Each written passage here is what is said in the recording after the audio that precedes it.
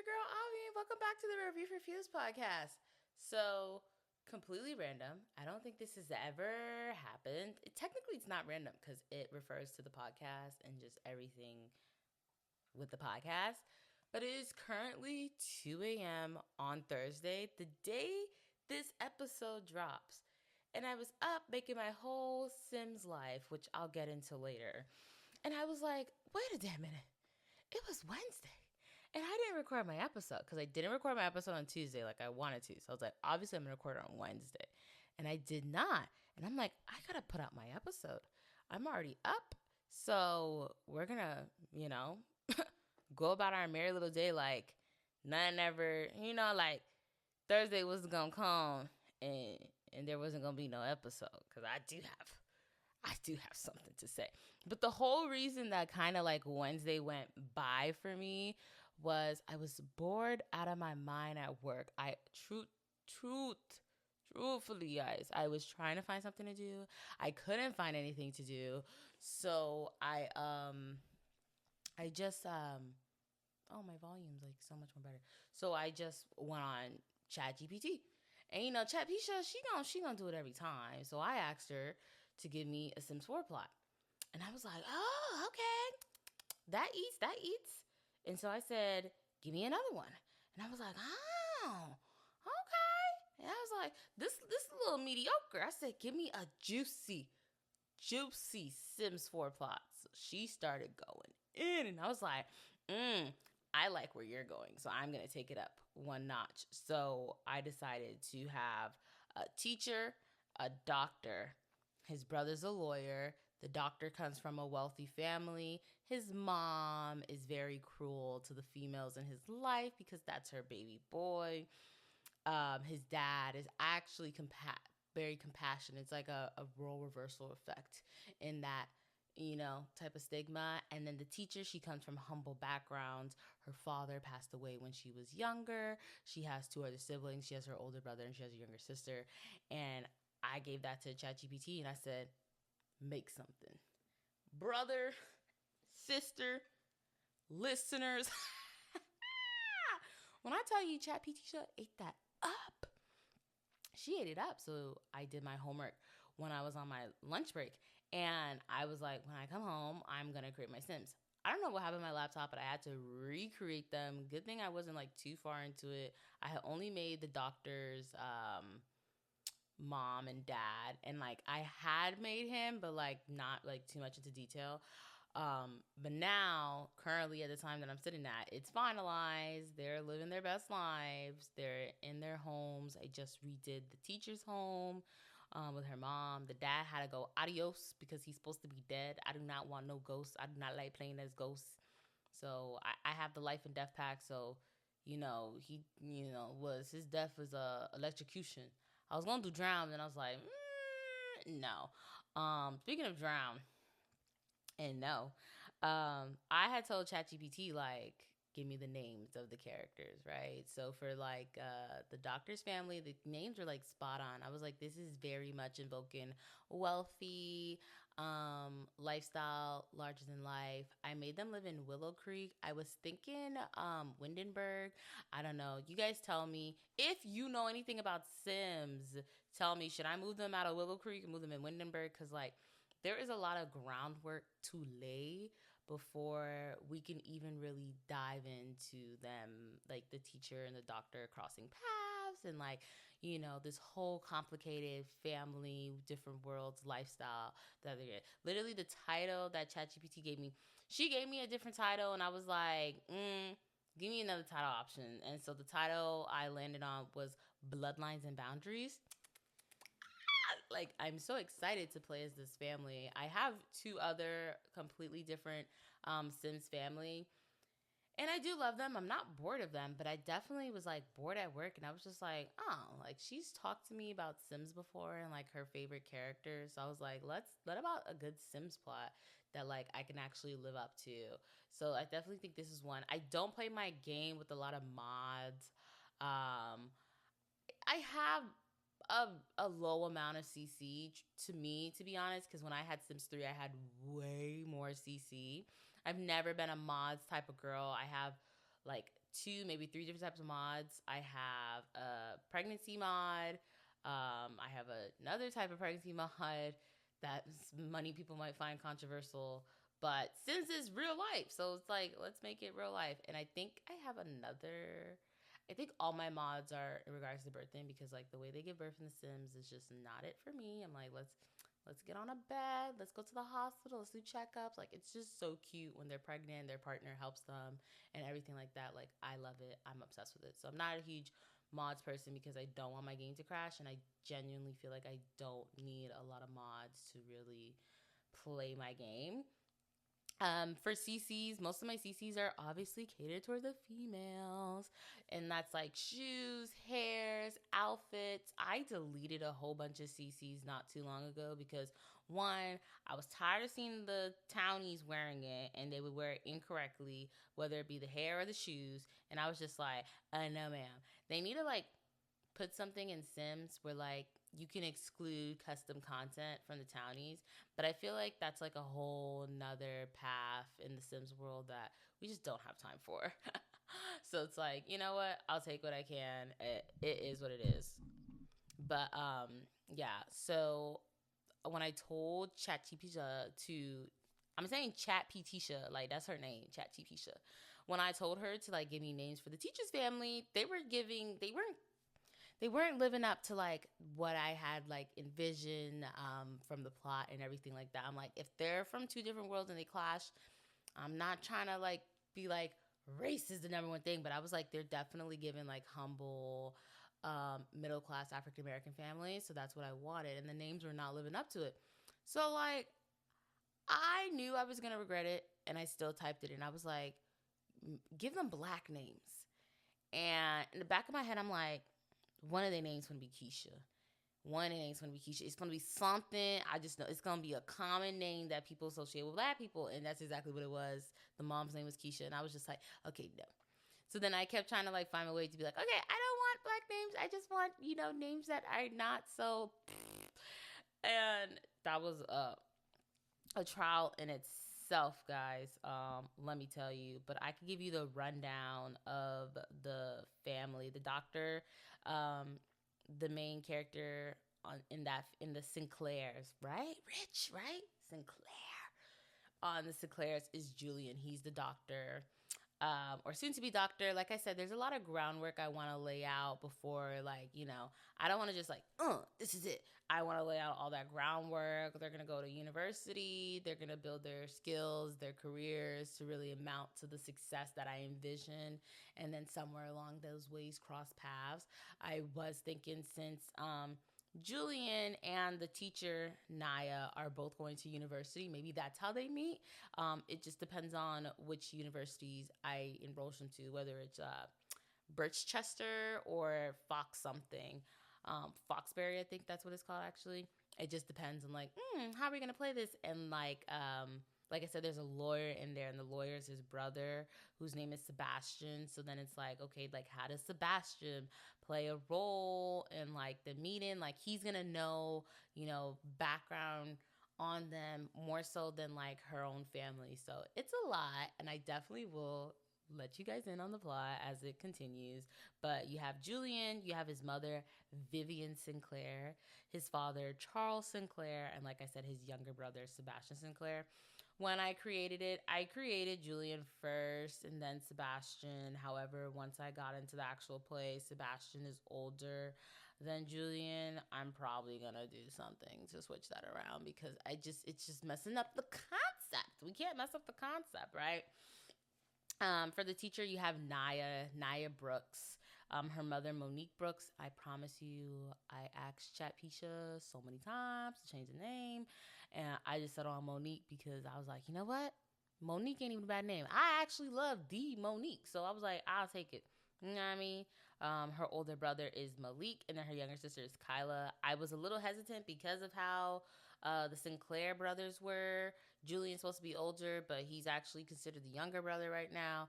I was just like, crap, how am I going to make Malik the older brother and like Naya, like basically the middle child? And at first I was like, maybe I should make the mama elder. And I was like, no, like there's so much more to the story. Like the mom cannot be an elder yet because I didn't make Vivian or Charles an elder. So I was like, we have to like slowly work our way up to that. And then the dad's name is Marcus. Chat Tisha gave me the last name Wells, which I found weird. So I changed it to Brooks because they were at one point. I wanted to be at one point they were married, and obviously like Malik has knowledge of his father, and so does Naya. Not so much Kyla, whatever her name is, but you know, somewhere around that lines, you know, that's what I wanted to do. I could read you the plot of like what it's supposed to be. Naya Brooks is a compassionate and hardworking teacher from a humble background, raised by her loving mother, Monique Brooks, alongside her protective older brother, Malik Brooks, and mischievous little sister, Kyla Brooks.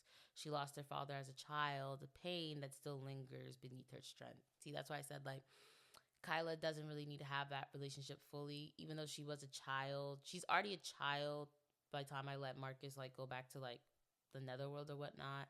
It's like that relationship isn't too much on. I also didn't choose family dynamics when it came to Marcus because I knew that like he was a ghost and I wasn't gonna play him as a ghost. I just wanted to have like the background like, yes, this is like their lineage, like this is where they come from. I wanted it like that. But anyways, she meets a charming doctor, Julian Sinclair, from a wealthy family whose mother, Vivian Sinclair, is cold, controlling, and cruel, but whose father, Charles Sinclair, is kind-hearted and warm. The doctor also has a younger brother, Sebastian Sinclair, a sharp and ambitious lawyer who often acts as the family's enforcer. As Naya and Julian fall for each other, they must navigate the gulf between their worlds, the harsh judgment of his mother, the protective instincts of her brother, and the ever watchful lawyer brother who may have his own agenda. And I don't want to go too much into this because obviously I want to get into the podcast, and there's probably a lot of people who don't understand Sims, don't do Sims, and it's like it's okay, it's okay. You skip on through, Buki. Skip all the way on through. I just gotta like let it be known that like I love this, right? There is one point of the story. I'm trying to find it. Like their faithful meeting. They meet at a community health initiative at the local school. Like I said, like that's how it's supposed to go because she's a teacher, he's a doctor. Like she's in this education system, he's into healthcare. You know, they would eventually cross paths, but it's like maybe they should cross paths somewhere like at university or something like that. Or maybe it'd be dark and depressing, like her mother gets really sick and she has to take her to the hospital, and that's how he meets her. I don't know yet. I'm like divulging. We're open to ideas, and you know that's where we're going. Um, Julian has a close relationship with his mother, Vivian. However, I want her to dislike the crap out of Naya simply for the fact that, like, mothers love their sons unconditionally and will do anything for their sons. And it just disgusts me sometimes. But I'm taking it to another level, right? So Julian's mother, you know, she's gonna be openly disapprove of their relationship and sabotage it. Um, and just be manipulative in very different ways. Same thing for Naya's brother. He's not really like trying to sabotage their relationship. He's just trying to be protective, like, hey sis, like watch out. You know, this family's from a different background. Like, don't get caught up in nothing like you don't need to be caught up in, you know, stuff like that. Sebastian, Julian's brother, his role is that he's a lawyer. He has all these resources, so he's able to like dig into Naya's background per their mother Vivian's orders. Like that's what it is. Like Vivian's pulling the strings to like, you know, be all up in it.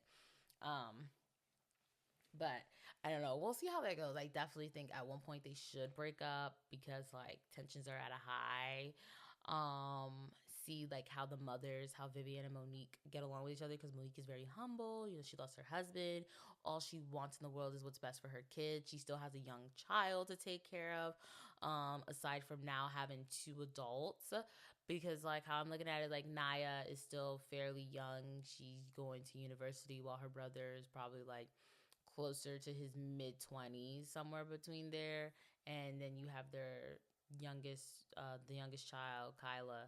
She's probably like middle school, you know what I mean? Stuff like that. So, you know, it's all dependent on like how everything goes. But like, I'm really happy about this plot and I can't wait to see it.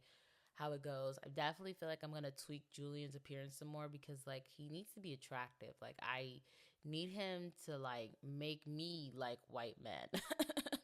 You know what I mean? That's what I need to give. Because at first, like, it was so hard to get Naya's because, like, I did the whole genetics thing, which sometimes it's a hit or miss, but I did the whole genetics thing, and it was like her chin was nowhere in sight, and her lips were so huge, and I was just like, their lips aren't even that big. Like, oh my god, be more. Mm. So yeah, but anywho's, that's what I got for you guys for The Sims and why I'm up at 2 in the morning still on a Thursday. I probably like won't even go to sleep and then like buy some like coffee on the way to work in the morning because I know I'm gonna need something strong. Anywho's, Medea's Destination Wedding aired on Netflix this past week. It was good. Now, was it like if you think of all the other Madea movies, was it like, oh, no, it was not.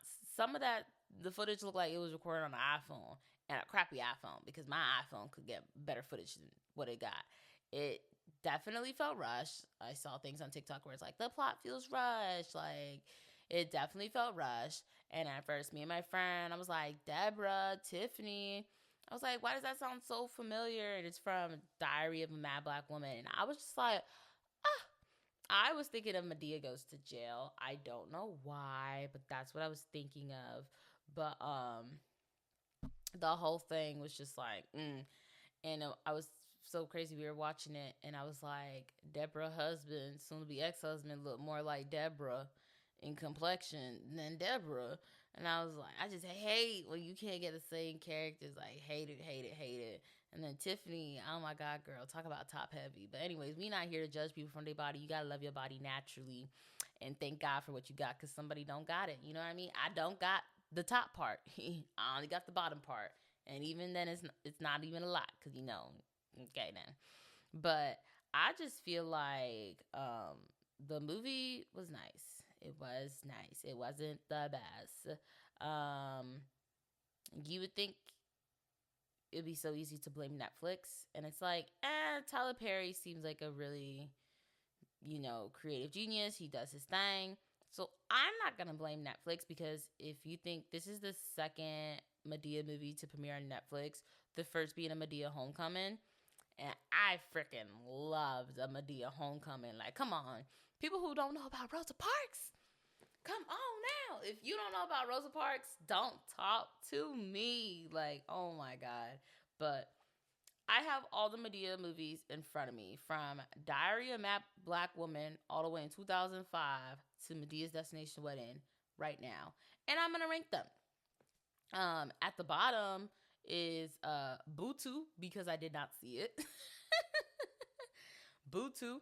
Then you got Destination Wedding. I'm gonna put Boo, the first one, down there. It was funny. It was funny. I love when Bam, Hattie and Joe and Madea, they just, I love them all. Some people were saying, I saw comments where it's like, Hattie should have definitely been in this movie. And it's like, something about Hattie. I love when Hattie's on the screen and the connection. I think my favorite movie with them is a Medea's Family Funeral, because like Hattie, Bam, and Madea are just so funny. I just love them. And if you've never seen the plays, do yourself a favor and see the plays. But we're not talking about the plays right now. We're talking about the actual films. So yeah, after the first Boo, I would have to go with Meet the Browns. Because it's not really, it's not really a Madea movie. But I like it. Okay. After that, Medea's Witness Protection. I'll do Medea's Witness Protection, and then I could do Bad All by myself, because I love me some Taraji. Come on now. What else? After that, let's see. I could do Batman myself. Which one did I not do yet? A Medea's Family Reunion. Ooh, Medea's Family Reunion has to be number two.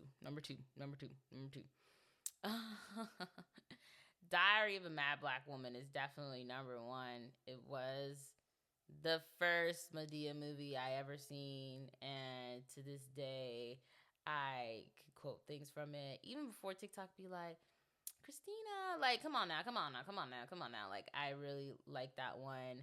Medea's Christmas is number three. If you've never seen Medea's Christmas, it's just so funny. And what I like about Medea, the movies, is that as funny and as black as she be, there's always like a really good message that she gives. She's always able to give those words, and I really like that. Medea's Big Happy Family comes in at number four for me. Family Reunion. I don't know where I put Family Reunion, but I'm gonna put it at five. I'm gonna put it at five. I think it's just, things like that. Family Reunion was the last Tyler Perry Madea movie to be made by the studio because, like I said, a Madea Homecoming and this one that just came out, Destination Wedding, was on Netflix. The other ones premiered in theaters, through the whole normal Tyler Perry studios and whatnot.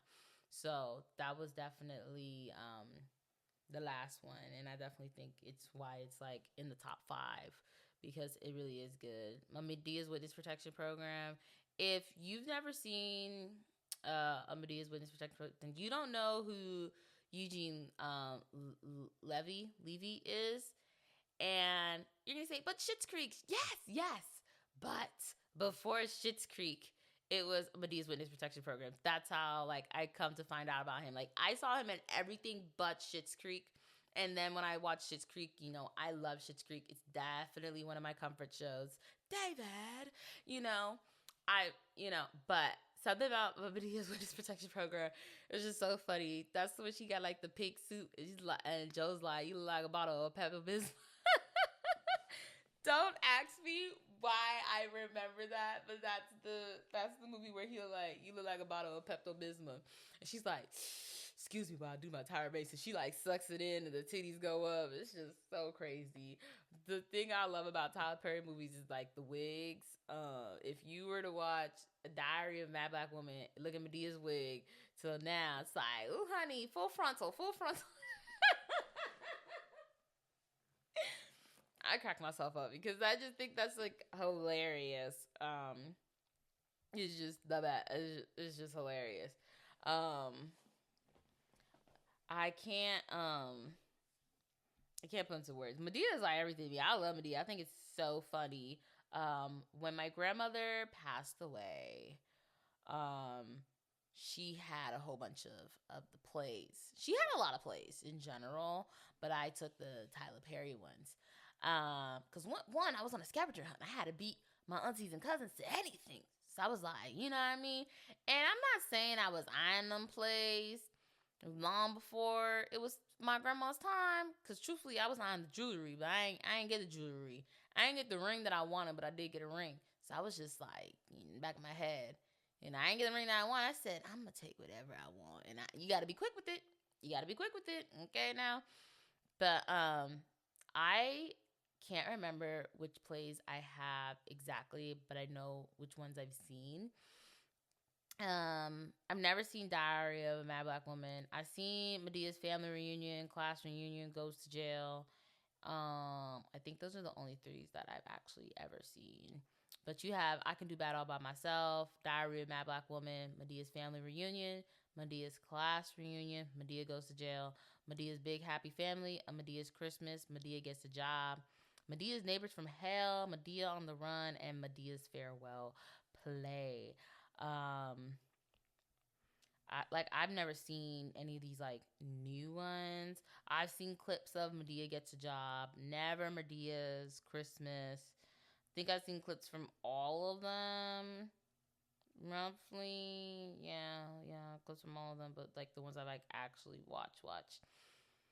Um, I think Madea is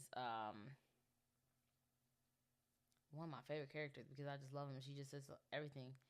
Like he's the "What's up, mom?" He's like, "You better put a DEA on the back of that mom." Like, come on now. I just think Madea has just so many like quotes and things that you could just. It's just like, oh my god, I love it. I love it. I love it. The Destination Wedding. If you haven't seen it already, Don't rush. I don't know what to say. Don't rush. Tyler Perry has made some really great movie this year. From Straw to oh my god, I forgot the name. The triple eight. Is it the triple eight? The triple six eight? The triple eight. Is it the triple duper duper? The triple dipper dipper. The triple eight. I think it's the triple eight. The six triple eight. Stop playing with a girl. The six triple eight. He's created a lot of good movies, and I'm pretty sure there's more movies out there that I just haven't really gathered my attention. But there's like some really good movies out there. So it's like, honestly, I don't really care. And anybody who doesn't understand the timeline from Medea's age, the family, sweetheart, don't. Don't. Because I just think it's just so complicated. I don't really care. If that's her granddad, that's her granddad. The only consistent characters, to my knowledge, that I've seen and I can recognize is Joe, Bam, Hattie, Cora, Mr. Brown, Brian's kids, Tiffany, and the Brian Jr. That about it, man. That about it. Because every time a movie come out, there's always a different side of the family, a point of the family that's really pointing out, but it's still Medea's family some way, somehow. But I'm not gonna have a stroke trying to figure out who is who and how they related to Madea, because at some point in the film they gonna say it. She gonna say it. So keep it pushing. Like, you ain't got time for all that lollygagging and whatnot. Hoobadabba, shoogadabba. Got time for that stuff, y'all. We ain't got time for the stuff. Anywho's, I don't know what's new that's coming out. I think that's so bad. I just finished watching 1,000-Pound Roomies, and I'm pretty sure that's like it. Because I watched that like earlier this week, so I'm pretty sure like the way the episode ended, I'm pretty sure like that was like the season finale or whatever. I really do hope Jazz and Nisha come back, because is it Jazz and Nisha? I'm pretty sure it's Jazz and Nisha. Yeah, Jazz and Nisha. I love me some Nisha. I really do hope they come back, because I really do like it. 1,000-Pound Roomies is definitely a different format than 1,000-Pound Sisters. I am gonna try my hardest to not get wrapped up into this whole my 500-pound life, my 600-pound life, 1,000-pound life universe, because I really don't want to be wrapped up into it. Because it's just not like, I'm just not that invested in like other people's weight goals. I watched 1,000-Pound Sisters because it caught my attention one way or another, and then after I finished it earlier this year, like I think around season 7 that just wrapped up, I saw 1,000-Pound Roomies, and I'm like, not that I'm trying to make like all these 1,000-pound little shows and all that good stuff, but I actually like 1,000-Pound Roomies, and I hope they come back with some more. I have not watched 90 Day Fiance. I think I'm off the 90 Day Fiance thingamajigger I was on, because I feel like it's the same characters, and then the same stories, and then the same people from the stories that come out. It's like, why are we even divulging into this? Like, oh my god, just get your own separate reality show and just showcase your wonderful, amazing life. Don't like come on 90 Day whatever 1,000 spinoff and try to create drama or whatever you're trying to go about. Like, nobody has time for that. It's just not it for me. And the new characters aren't giving. I did not know 90 Days has been on for like almost like 10 years. I was like, damn, like y'all was doing this way back when. But anywho, that's nor here nor there. So I don't know about any of that. But hopefully something else comes out that catches my eye, because I'm missing something. Like High Potential, I've been rewatching High Potential at work, because like I work better and focus better if I have something, like whether it's music, a TV show, like when I have that type of sound going, it helps me work better. So I've been trying to like find things, but truthfully, I don't know, but we'll see what happens. As always, thank you guys for listening. Make sure you like, subscribe, comment, say hi. I'll say hi. And I'll see you next week.